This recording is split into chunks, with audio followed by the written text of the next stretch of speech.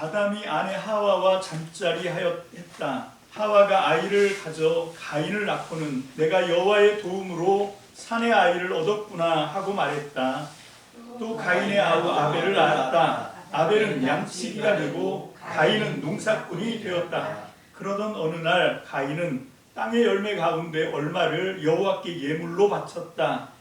아벨도 양의 첫 새끼들 가운데서 얼마를 잡아 그 기름덩이를 바쳤다. 여호와는 아벨과 그의 예물을 눈여겨보셨다. 그러나 가인과 그의 예물은 눈여겨보지 않으셨다. 가인은 크게 화를 냈다. 그러고는 고개를 떨구었다. 여호와께서 가인에게 물으셨다. 무슨 까닭으로 내가 화를 냈냐? 무슨 까닭으로 고개를 떨구느냐? 내가 행동을 잘한다면 고개를 들 수 있지 않겠느냐? 그러나 행동을 잘하지 못한다면 죄가 문 앞에 숨어 기다리고 있다.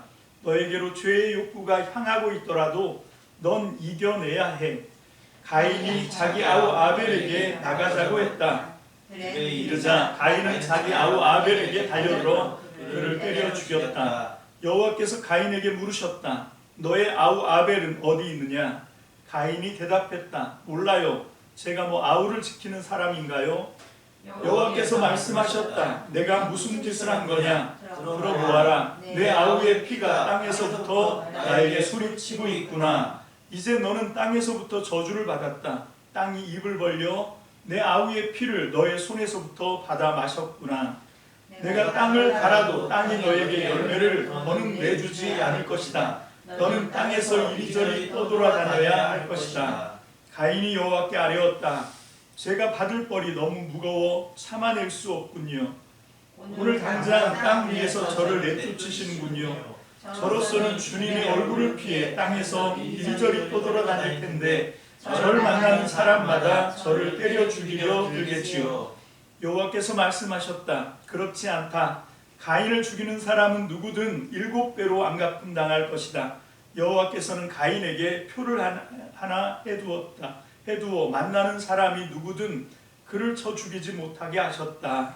가인은 여호와 앞에서 물러나 에덴 동쪽 롯 땅에 살았다.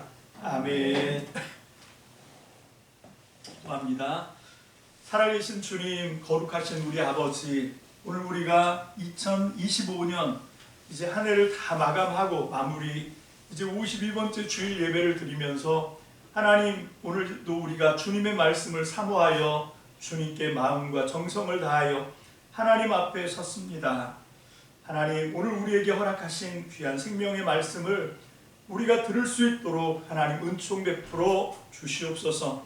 하나님, 주의 말씀으로 그 진리의 생명의 기운으로 이제 우리가 2025년을 주 안에서 잘 마무리하게 하시고 그 말씀을 힘입어 2026년 소망 가운데 한 해를 시작할 수 있도록 오늘 하나님 이곳에 모인 주의 백성들에게 하나님의 음성 생명의 말씀을 허락하여 주옵소서. 오늘도 부족한 종 주의 말씀을 대언하오니 하나님 오직 주님의 장중에 붙들어 주시고 하나님의 진리의 말씀만 잘 증거할 수 있도록 우리 주님 함께하여 주시옵소서. 감사를 드립니다. 예수님 이름으로 축복하며 기도합니다. 아멘. 할렐루야.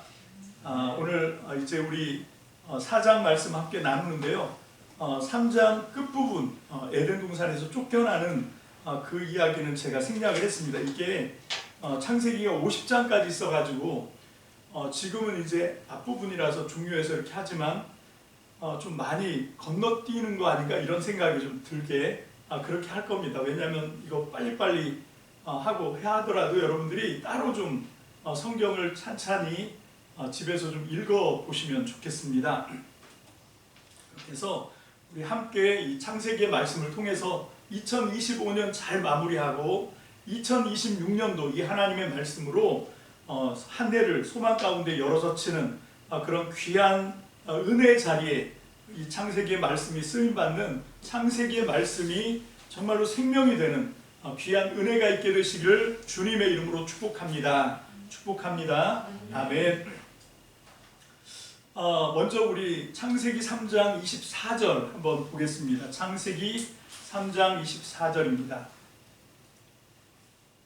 새 한글 성경인데요.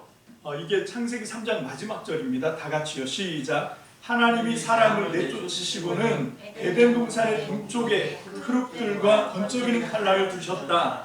그래서 생명나무로 가는 길을 지키게 하셨다. 아멘. 자, 16절을 한번 볼까요? 16절. 우리 4장 16절입니다. 시작. 가인은 여호와 앞에서 물러나 에덴 동쪽 놋 땅에 살았다. 이 보면 지금 이 앞에 3장에서 지금 쫓겨났잖아요. 에덴 동산에서 사람들을 다 내쫓으시고 그 다음에 그 동쪽, 그래서 이게 성전을 공부를 해보면 성전 문도 동쪽으로 내게 되어 있습니다. 왜 그런가 하면 에덴 동산에서 그 동쪽으로 쫓겨났기 때문에 다시 에덴 동산을 회복하려고 해도 그 동쪽에 있는 문을 통해서 서쪽으로 들어가야 되거든요. 그래서 이 성전도 그렇고 이 동쪽 여기에 이제 문을 내고 사람들은 그 문으로 이제 왔다 갔다 하면서, 그러니까 무슨 얘기인가 하면 성전에 들어갈 때 어떤 마음으로 들어가냐면 쫓겨났던 에덴 동산을 다시 회복하는 그런 마음인 거죠. 여러분, 이 창세기 3장 24절 이후의 모든 역사는 다시 그 쫓겨났던, 그래서 낙원을 잃어버렸거든요. 신낙원이라고 하죠. 그걸 다시 회복하는 복낙원, 그런 말씀들이 있습니다. 그리고 요한계시록에 가면 이제 드디어 그 낙원이 회복이 되죠. 그런 구도를 한번 그려보고, 제가 왜 이 3장 24절과 오늘 본문인 4장 16절을 비교했느냐 하면, 이미 동쪽으로 쫓겨났는데 여기 가인도 여호와 앞에서 물러나 에덴 동쪽 놋 땅에 가서 살게 됐다, 이렇게 또 표현을 하거든요. 뭐 이게 동쪽으로 쫓겨난 상태에서 거기서 하나님과 만나고 뭐 거기서 제사 드리고 예배 드리고 그러다가 동생을 죽이고 그래서 더 동쪽으로 갔다, 뭐 이렇게도 해석할 수 있지만, 이 동쪽, 물러나 에덴 동쪽 놋 땅에 살았다라고 하는 이 표현을 통해서 지금 3장에 나와 있는 아담과 하와가 선악과를 따먹고, 3장에서 선악과를 따먹고 죄를 범하고 그래서 하나님의 추궁을 받죠. 하나님의 추궁을 받고 그래서 결국은 그 죄가 드러나고 하나님의 징계, 하나님의 벌을 받은 다음에 에덴 동산에서 쫓겨나는 그 이야기가 지금 이 가인과 아벨을 통해서 다시 반복되는 거예요. 똑같이. 그러니까 어떻게 보면 이 앞에 있는 것은 그 에덴 동산에서 쫓겨나는 본 그림이라고 하면, 이 뒤에 있는 가인과 아벨의 사건, 그리고 이제 가인이 쫓겨나는 이 사건은 이게 이제 좀 약간 적용적인 그 원본인 에덴 동산에서 축출되는 3장의 이야기가 이제 이쪽에서는 어떻게 되냐면, 그 자녀들의 세대에서 이게 어떤 식으로 작동을 하는지, 그래서 어떻게 하나님에게서 동쪽으로 이렇게 쫓겨나 놋 땅에 살게 되는지, 에덴 동쪽 놋 땅에 살게 되는지 라고 하는 것을 보여주고 있어요.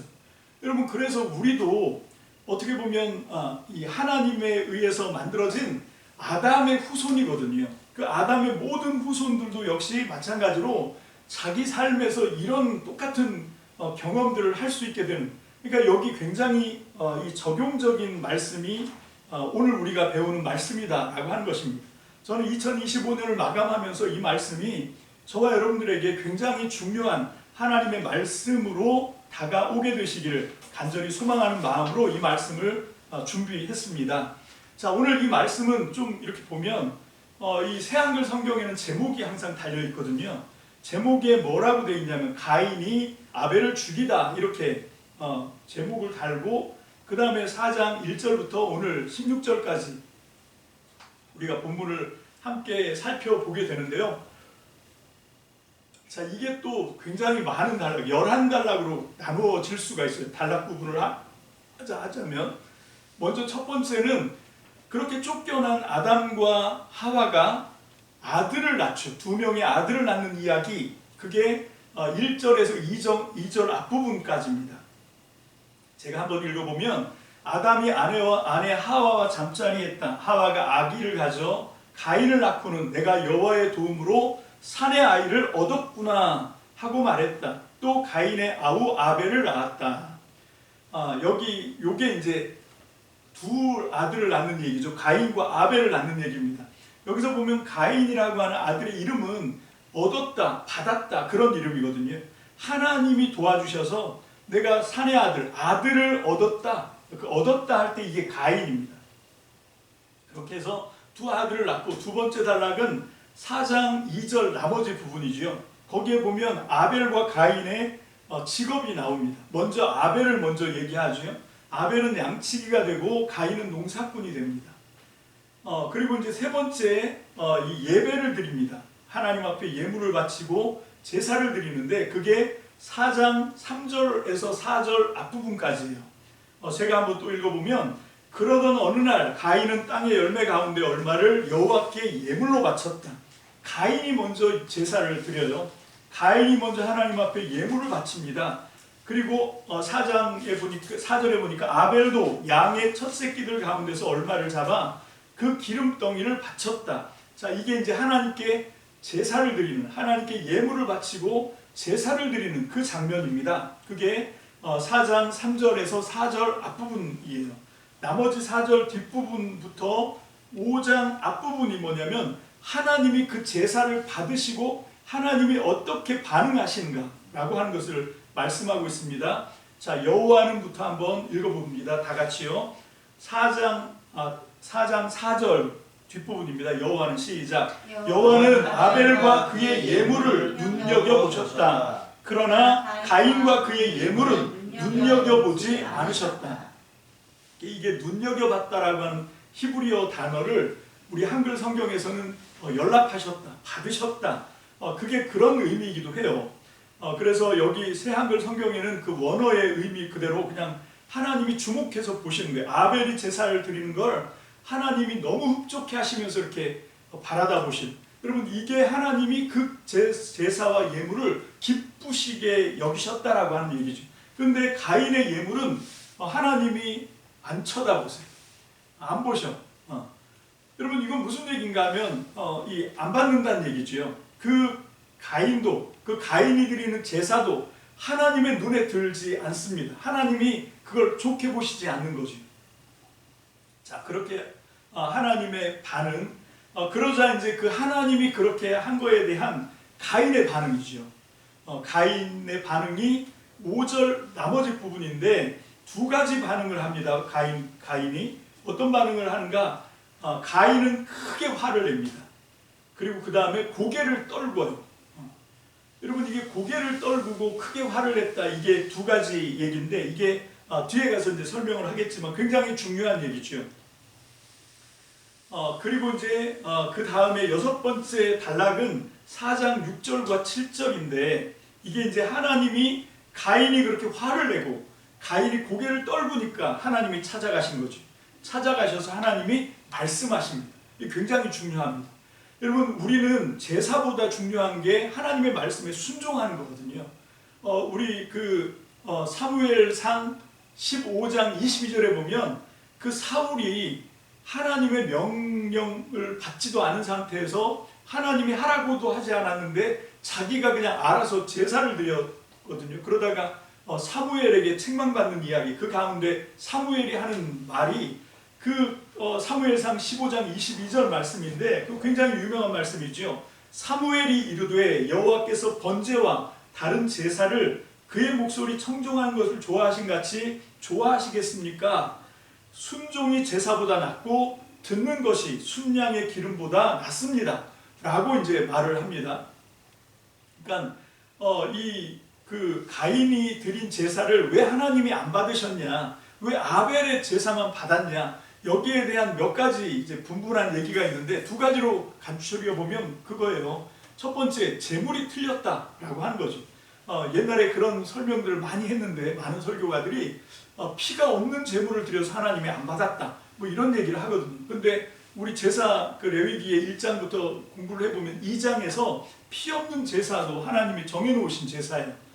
민하라고 해서 소제인데 그 소제를 지금 드린 거거든요. 그리고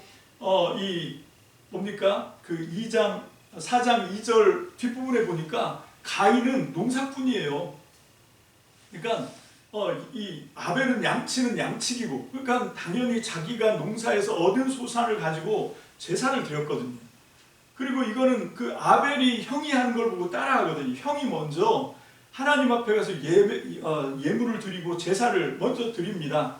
그리고 나서 이제 아벨도 따라간 거죠. 그래서 양의 첫 새끼들 가운데 얼마를 잡아 그 기름덩이를 하나님께 바쳤어요. 그러니까 이건 예물의 차이다라고 하는 건 좀 자의적인 해석입니다. 예물은 문제가 없어요, 사실은.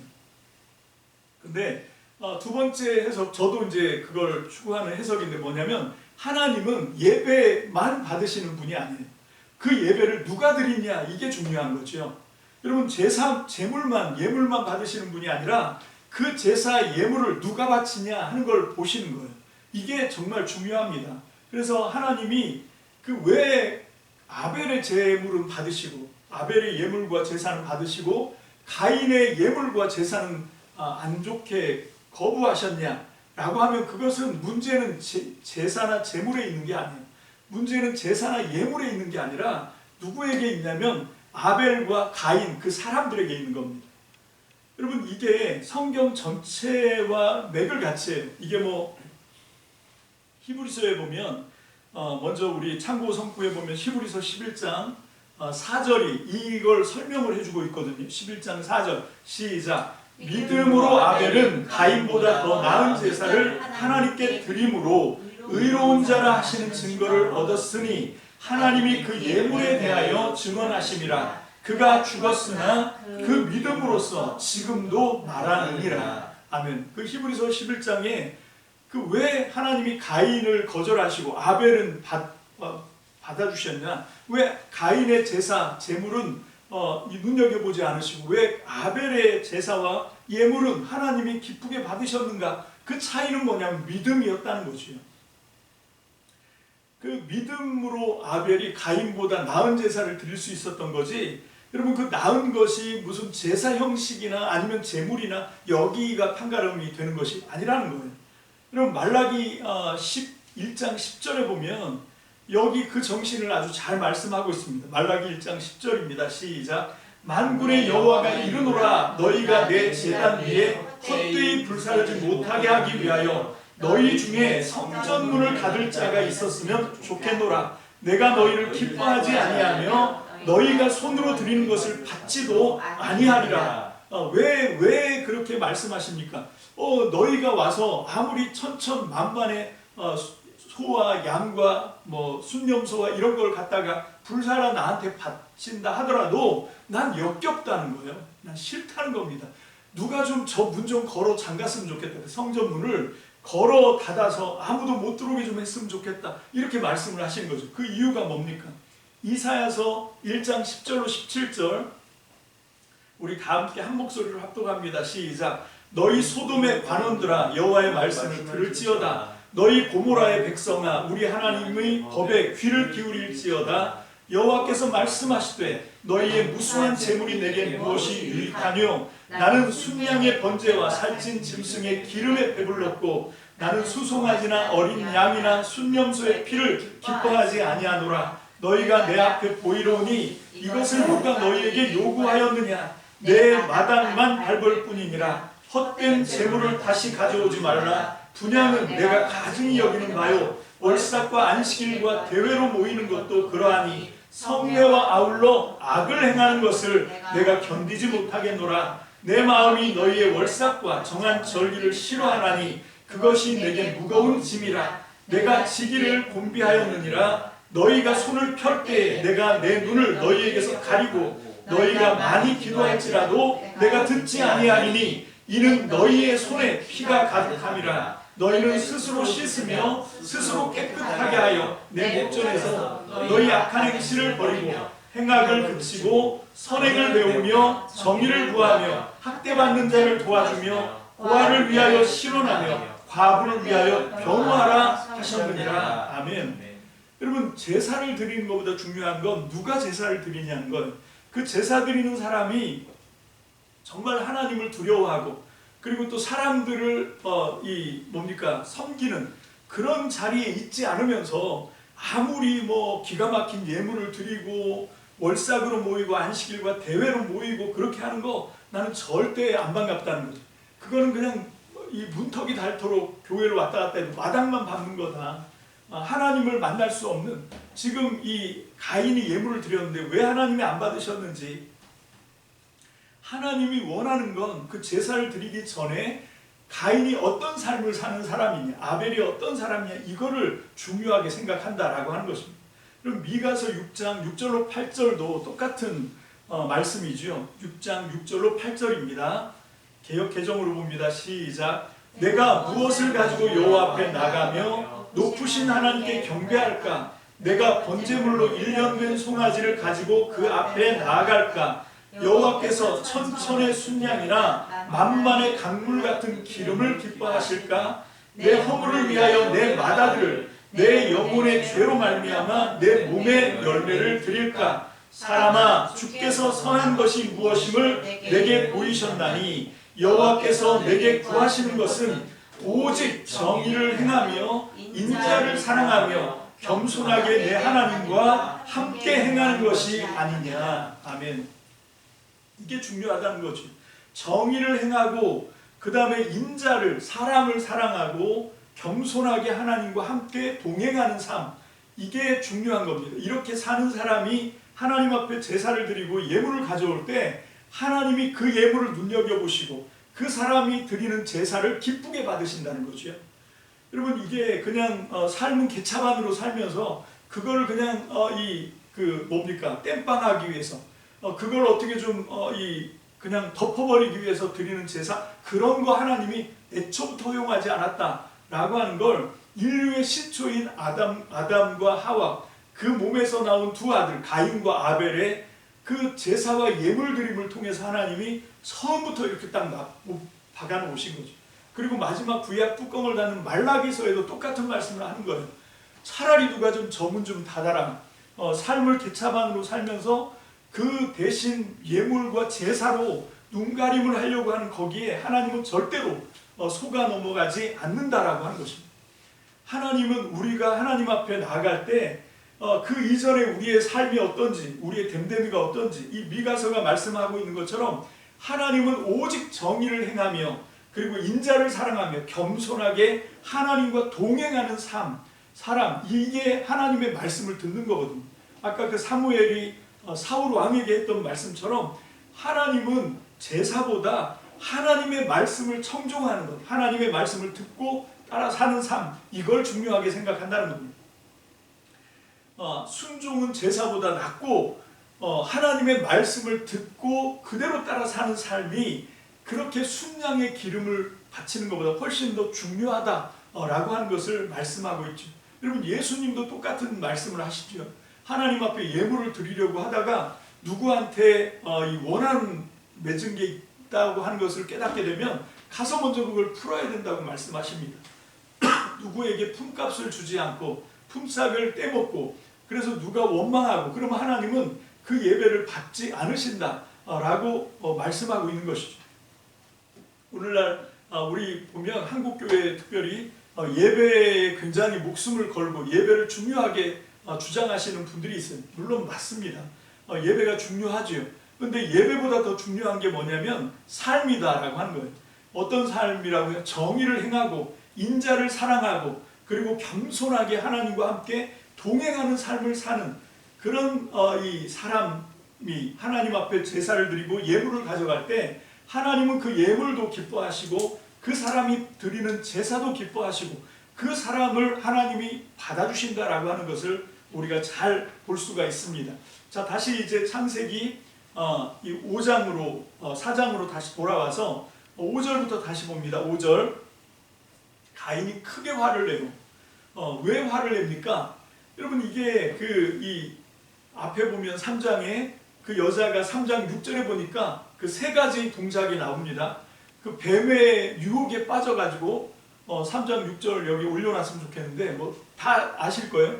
보니까 이 선악을 알게 하는 나무 열매, 좋고 나쁨을 알게 하는 나무 열매를 딱 보니까 첫 번째 동작이 뭐예요? 본다라고, 라라고 하는 동작이죠.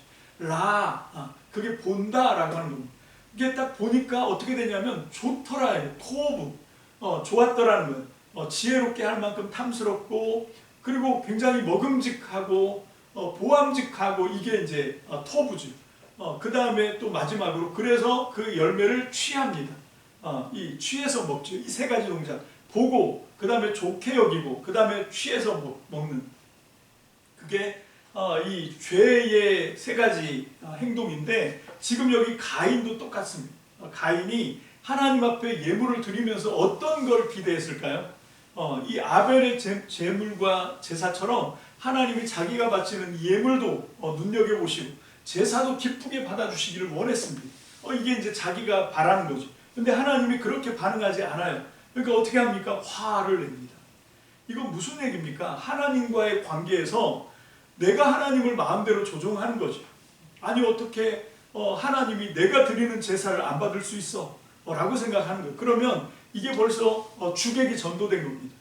이게 벌써 상하 질서에 하나님보다 자기가 위에 있는 거죠. 하나님은 내가 제사를 드리면 받아야 되는 거. 내가 예물을 드리면 기뻐하셔야 되고 내가 기도하면 기도한 대로 하나님은 실행에 옮겨야 되고 여러분 이런 식으로 하나님을 생각하는 많은 사람들이 있어요. 가끔 전도를 하다 보면 어떤 사람들이 그런 말을 합니다. 아니 하나님이 어떻게 그럴 수가 있니? 그래서 왜 그러냐 그랬더니 아니 하나님이 살아계시다면 왜 전쟁이 일어나고 왜 저렇게 고아들이 이 전쟁 고아들이 막 나오고 어린 아이들이 전쟁에서 피 흘려 죽고 그런 처참한 일들 되게 많이 일어나거든요. 그런 일들을 어떻게 허락하셨냐는 거예요. 하나님이 정의로운 하나님이라면 어떻게 이게 이럴 수가 있냐고. 그리고 막 질병이나 어떤 끔찍한 사고나 이런 걸로 불행을 만나는 많은 사람들을 볼 때마다 사람들이 이제 그런 얘기를 합니다. 하나님은 진짜 살아계시냐? 하나님이 있다면 어떻게 이런 일이 가능하냐? 이런 얘기를 하거든요. 이게 그 조직신학에서 얘기하는 신정론이거든요. 하나님은 정의로워야 된다. 그런 규정이. 그런데 실제 우리의 삶에서 보면 정의로운 일보다 정말 눈뜨고 볼 수 없는 그런 부당한 일, 부정한 일들이 얼마나 많이 일어납니까? 그러니까 사람들이 그걸 보면서 그러니까 하나님은 없다 이렇게 나가거든요. 여러분 이 신정론에 빠진 사람들에게 여러분 그 해결책은 뭐냐면 하나님의 주권입니다. 하나님은 하나님의 뜻대로 하실 수 있는 거예요. 고린도전서에서 진흙 비유를 바울이 하거든요. 하나님이 진흙 한 덩이를 갖고 귀하게 쓸 그릇, 천하게 쓸 그릇, 하나님이 그거 만들 자격이 없냐? 그거 만드실 하나님의 주권, 자유가 없냐? 하나님은 그냥 하나님 뜻대로 하나님의 주권대로 자유의지대로 하나님이 하시는 거다. 그거를 누가 왜 너 천한 그릇 만들어 귀한 그릇 만들어 이렇게 얘기하면 하나님과의 질서가 먼저 깨진 거죠. 하나님이 어떤 때 우리의 예배를 안 받으실 수 있어요. 그럼 어떻게 해야 되냐면 회개를 해야지. 화를 낼 게 아니에요. 근데 가인이 화를 냈다라고 하는 얘기는 뭔가 하면 하나님을 하나님으로 여기지 않는 거죠. 하나님을 마치 자기가 마음대로 부릴 수 있는 그런 세상에 있는 신들과 똑같은 생각을 한 거예요. 그러니까 겁없이 하나님도 나한테 까불면 죽어 이런 얘기를 하는 거예요. 여러분 이거는 완전히 가인이 했던 반응입니다.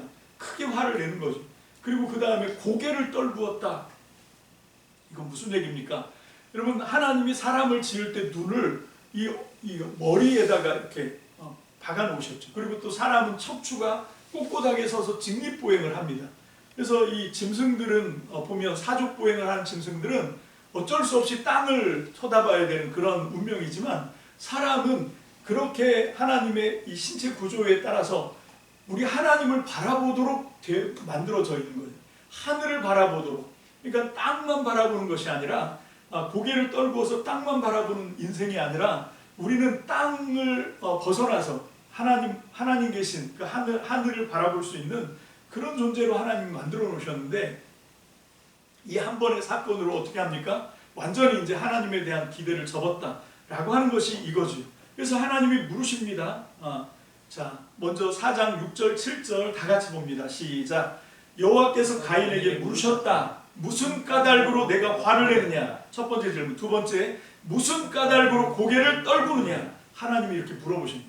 자, 그 다음에 7절 시작. 내가 행동을 잘했다면 고개를 들 수 있지 않겠느냐? 그러나 행동을 잘하지 못한다면 죄가 문 앞에 숨어 기다리고 있다. 너에게로 죄의 욕구가 향하고 있더라도 넌 이겨내야 해. 여러분 이 하나님이 지금 6절에서는 두 가지 질문하세요. 왜 화내? 왜 고개를 떨고? 여러분 이게 왜 이 두 가지로 나눠서 질문하시냐면 이렇게 하면 안 되는 거예요. 하나님이 우리의 삶을 어떻게 이끌어 가시더라도 우리가 그거에 의해서 화를 낸다라고 하는 것은 진지하게 한번 생각해 봐야 됩니다. 내가 하나님과의 어떤 관계를 갖고 있는가 영적으로. 여러분 내가 화를 낼 일이 아니거든요. 깊이 생각해 보면. 오히려 나를 돌아보고 하나님이 나를 그렇게 이끌어 가실 때 하나님의 의도가 어디에 있는지를 겸손하게 따져볼 수 있어야 되는 거죠. 자, 그런데 화를 냈다 이게 문제인 거죠. 그 다음에 두 번째, 왜 고개를 떨구느냐. 여러분 이게 선악과를 따먹은 결과죠. 내가 이제 하나님이 된 거죠.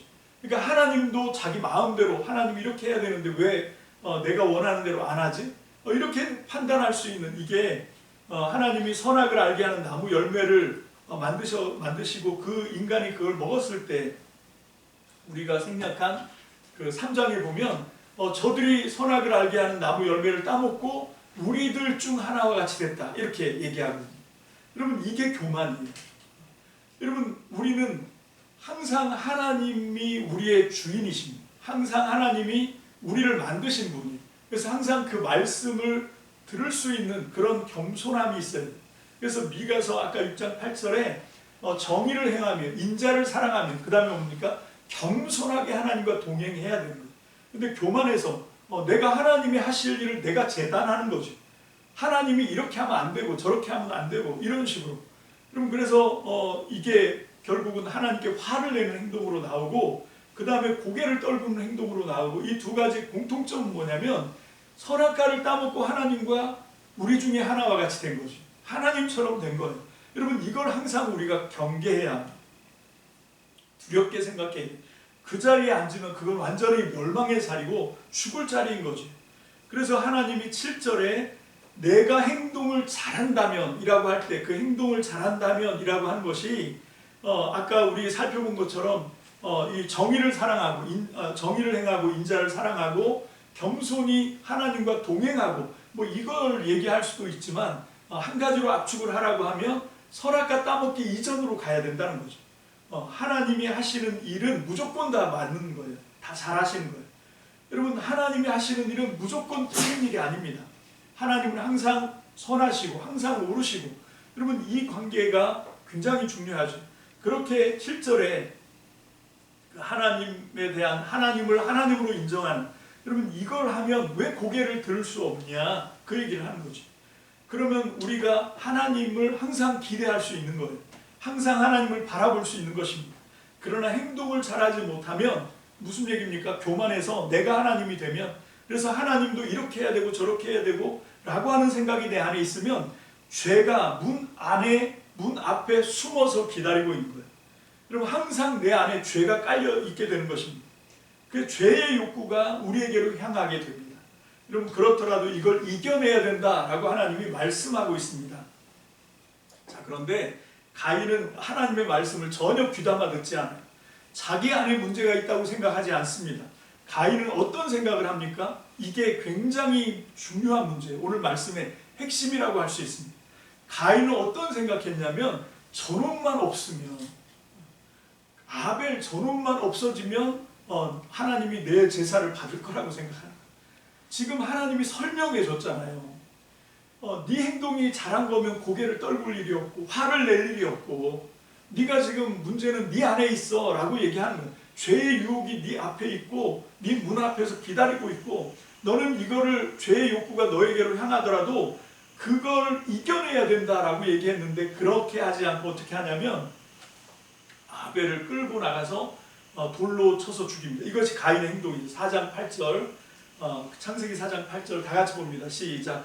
가인이 자기 아우 아벨에게 나가자고 했다. 들에 이르자 가인은 자기 아우 아벨에게 달려들어 그를 때려 죽였다. 자, 이게 인간의 죄의 행동인데 여러분 이 죄의 행동의 가장 기본이 뭐가 있냐면 비교의식이에요. 여러분 왜 우리의 삶이 행복하지 않냐면 바로 여기에 빠지게 되는 겁니다. 그래서 모든 걸 사실은 뭐 이게 절대 기준이 아닌데 자기가 생각하는 기준으로 비교를 하기 시작하는 거죠. 나와 남을 비교하고 그러면서 내가 남보다 우월하다고 생각하면 우월감에 쩔어요. 교만해집니다. 그리고 내가 남보다 좀 부족하다고 생각하면 열등감에 쩔어버려요. 그러면 안 돼요. 여러분, 우리는 하나님이 우리를 창조하신 거예요. 여러분, 이 창세기의 가장 중요한 말씀은 뭐냐면 하나님이 자기 형상대로 우리를 빚으셨다라고 하는 거예요. 여러분, 이걸 나에게 적용하면 나는 하나님의 형상으로 만들어진 존재인 거예요. 하나님의 형상으로 나는 하나님의 형상으로 만든 사람이다 라고 하는 그런 자존감, 자긍심, 이걸 갖고 있어야 되는데 그게 아니라 비교의식으로 내가 상대보다 나으면 우월감에 쩔고 내가 상대보다 부족하다고 생각하면 열등감에 쩔고 그러면서 사람들이 죄의 타락의 길로 빠져나가는 거죠. 여러분, 그렇게 하면 안 됩니다. 창조의식을 가져야 돼요. 나는 하나님이 하나님의 형상으로 지으신 하나님의 지음받은 존재다 라고 하는 그 창조의 의식을 가지고 비교하는 것이 아니라, 여러분, 하나님이 나를 만드실 때 하나님의 형상으로 나를 만드셨는데 이 하나님이 만드신 천하 만물 가운데 나를 대체할 수 있는 건 아무것도 없어요. 그냥 나는 나예요. 하나님이 나와 똑같은 어떤 것들을 허락하지 않으셨거든요. 여러분, 나에 대한 어떤 그 자존감, 내가 어떤 존재인가 라고 하는 것을 여러분, 이걸 확인하는 것이 지금 우리가 창세기 공부하는 가장 중요한 핵심이에요. 그런데 지금 가인은 그걸 하지 않으니까 아벨과 자기를 비교하는 거죠. 상대적으로 비교해 보니까 아벨은 하나님이 눈여겨보시고 예물도 받으시고 제사도 받으시고, 근데 나는 그렇게 안 하고 계속 자기 생각에 골몰해 있는 거죠. 그러니까 이 문제를 해결하려면 어떻게 해야 되냐면 하나님은 그 죄의 의지가 너를 향해서 달려드는데 그걸 이겨내고 그리고 너의 행실을 좀 돌아봐라 했는데 이 가인은 그렇게 하지 않고 저놈만 없어지면 라고 해서 그 비교의식 대상인 동생을 죽이죠. 자, 그렇게 하고 해결을 받습니까? 안 그렇습니다. 오히려 뒤에 보면 더 큰 두려움이 찾아오죠. 그래서 정말 밖에 나다닐 수도 없어서 하나님 앞에 절규하는 그런 게 나옵니다. 자, 먼저 그렇게 해서 아우를 죽여요. 아우를 죽이고 나니까 이 9절입니다. 4장 9절 다 같이 봅니다. 시작. 여호와께서 가인에게 물으셨다. 너희 아우 아벨은 어디 있느냐? 가인이 대답했다. 몰라요. 제가 뭐 아우를 지키는 사람인가요? 자, 지금 하나님이 이 아우를 찾으시죠. 여러분, 이 3장에서는 하나님이 이 동산 나무 그늘에 숨어 있을 때 아담과 하와가 벌거벗은 걸 알고 두려워서 숨을 때 하나님이 찾으시죠. 하나님이 아담에게 했던 말씀을 아담아 네가 어디 있느냐 이렇게 말씀하십니다. 지금 똑같은 말씀입니다. 사실은 아담에게 하나님이 이 말씀을 하신 것과 가인에게 너의 아우 아벨은 어디 있냐 이 말씀이 똑같은 말씀입니다. 똑같이 가인아 너 지금 어디 있냐 이렇게 말씀하시는 거예요. 이 말씀은 저와 여러분들에게 똑같이 주시는 말씀입니다.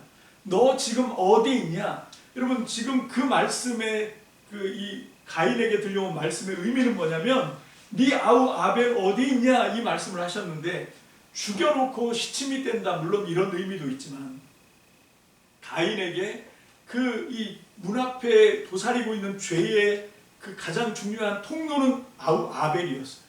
그 아벨과 비교하면서 그 열등감 때문에 치를 떨었던 거죠. 그 자기보다 아우가 잘났다고 생각하니까 그걸 도저히 용납할 수가 없는 거예요. 그걸 극복해내야 되는데 창조의 의지로 나는 하나님에 의해서 지음받은 존재다 라고 하는 의식으로 이 비교의식을 대체를 했어야 되는데 그게 아니라 비교의식에 사로잡혀 놓으니까 미워하는 거예요. 죽이고 싶을 만큼 미워하고 그리고 그 대상을 제거를 합니다. 그랬는데 하나님이 이 아벨을 물어보는 거죠. 가인에게 네 아우 아벨은 어디 있냐? 혹시 우리의 삶에도 이런 비교의식을 갖고 있습니까? 거기에 하나님이 물어보신 거예요. 거기에 우리의 질문이 있는 겁니다. 하나님이 이 가인에게 물어보는 건 뭔가 하면 이 죄의 실체를 깨달으라는 거죠. 그런데 이 가인은 뭐라고 대답하냐면 내가 아우나 지키는 사람입니까? 이렇게 대답을 해버리는 거죠. 그랬더니 이제 하나님이 심판을 하십니다. 하나님의 심판이 9번째 단락 10절로 12절이 하나님의 심판이에요. 10절로 12절에 하나님이 뭐라고 심판하시는가? 또 한번 다 같이 읽어봅니다. 시작. 여호와께서 말씀하셨다. 내가 무슨 짓을 한 거냐? 들어보아라. 내 아우의 피가 땅에서부터 나에게 소리치고 있구나. 이제 너는 땅에서부터 저주를 받았다. 땅이 입을 벌려 내 아우의 피를 너의 손에서부터 받아 마셨구나. 내가 땅을 갈아도 땅이 너에게 열매를 더는 내주지 않을 것이다. 너는 땅에서 이리저리 떠돌아다녀야 할 것이다. 자, 이게 가인의 아버지에게 주셨던 형벌과 똑같은 거 아세요? 아담에게도 똑같이 얘기해요. 네가 선악과를 따먹어서 땅이 저주를 받았다. 이제 네가 땅에 뭘 심어도 땅이 이 땀을 흘려야 먹고 살게 되는 그런 고통을 지금 하나님이 아담에게 말씀하셨는데, 가인에게도 똑같이 땅의 저주를 얘기하고 그리고 이제 땅을 갈아도 땅이 너에게 열매를 더는 내주지 않게 될 것이다. 그래서 땅에서부터 이제 쫓겨나는, 아담은 에덴에서 쫓겨났다고 하면 이 가인은 이제 그 쫓겨나는 그 대상이 이제 땅에서도 쫓겨나는 거죠.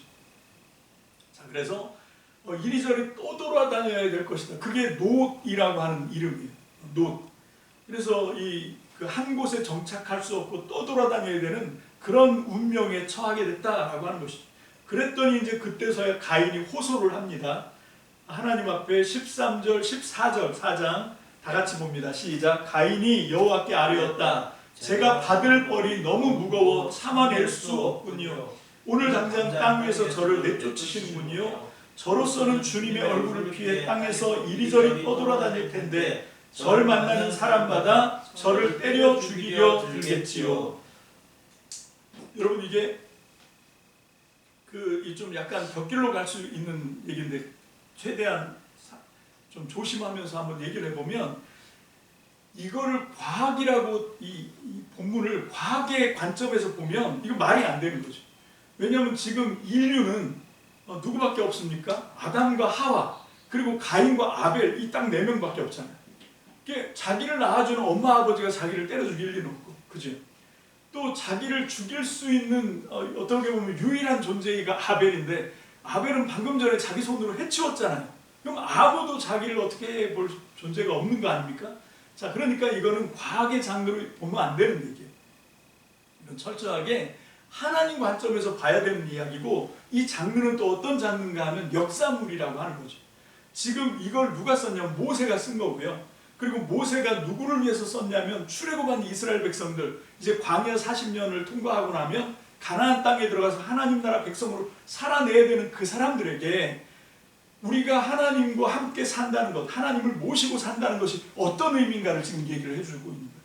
하나님이 우리를 빚어 만드셨다라고 하는, 우리는 하나님의 손에 의해서 지음받은 존재다라고 하는 창조의 의식을 가지고 비교 의식을 뛰어넘어야 된다라고 하는, 그래서 그 대상들과 서로 경쟁하면서 불필요하게 서로 경쟁하면서 미워하고 그렇게 할 것이 아니라 하나님이 주신 힘과 능력과 의지로 하나님의 말씀에 붙들려서 사랑을 베풀면서 살아야 되는 존재다. 이걸 지금 설명해주고 있는 이야기가 가인과 아벨 이야기인 거예요.